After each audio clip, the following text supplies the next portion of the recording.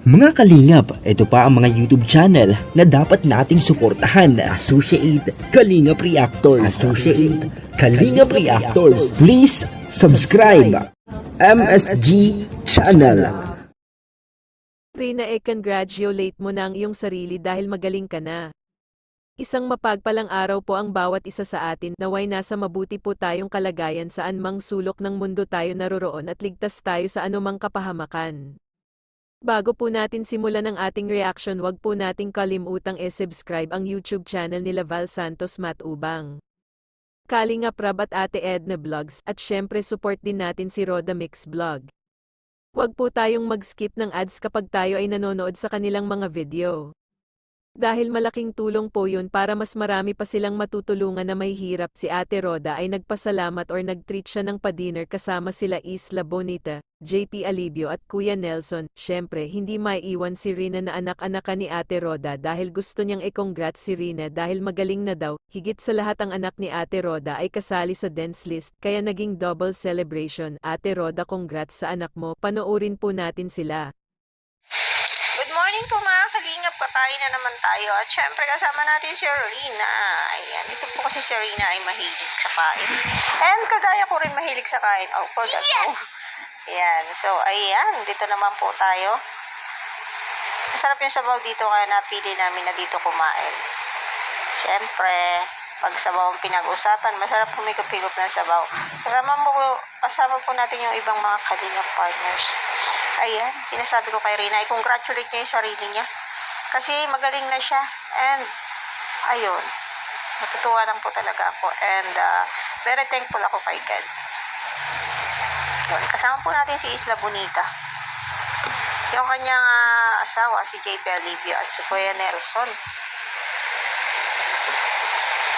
Yan, so kain po muna kami and then mamaya picture taking kasama sila. And congratulations sa aking anak. Kasama siya sa dance listing. Sabi ko sa kanya magsi-celebrate na ako lang. Pero nakita ko sila kaya sinama ko na sila. O, di ba po? Ito, kainan yun eh.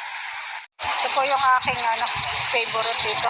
So gusto ko dito yung yung bulalo. Masarap din po yung nila dito. Tinolang manok, yung native na manok.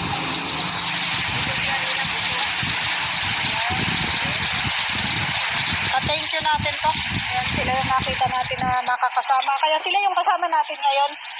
Ayun, congratulations sa aking anak. Nakasama sa dance list. Nakachamba lang daw siya. Sabi ng anak ko.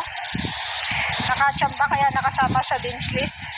Pero very thankful po tayo kay Lord kasi binayayaan tayo ng isang anak na nagsusumikap para sa kanyang pag-aaral at pinagbubuti yung kanyang pag-aaral. And ayun, tayo ngayon? Bawas allowance kasi kasama sa dance list. Kailangan lang i-maintain yung grades. Kaya naman po niya yun. Kasi masipag naman sa pag-aaral yung aking anak. Thank you so much po. Ayan, pauwi na po kami. So ayun na nga po, kumain sila sa isang paborito nilang kainan. Dahil paborito nila ang bol-alo at tinulang manok, yung native na manok, masarap ang sabaw.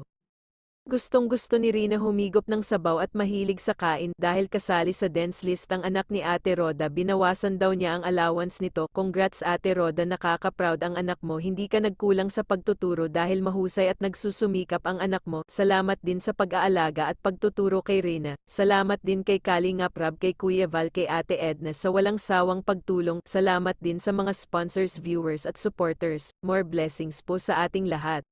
You can get you off of my mind.